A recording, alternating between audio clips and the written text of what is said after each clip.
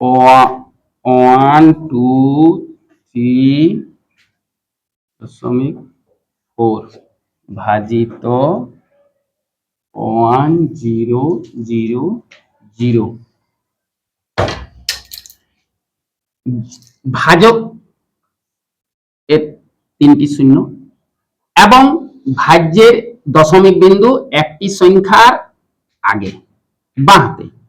এখানে ভাগফল হবে ভাজকের যতগুলি শূন্য থাকবে ঠিক ভাজ্যের দশমিক বিন্দু ততগুলি সংখ্যার বাঁদিকে সরে বসাবে, তাহলে ভাগফল পাওয়া যাবে।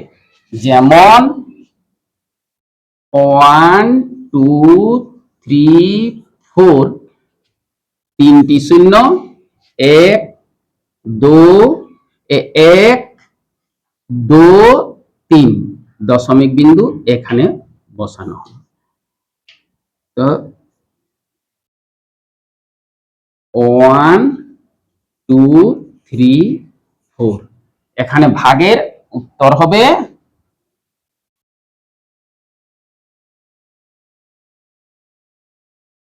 এতটা।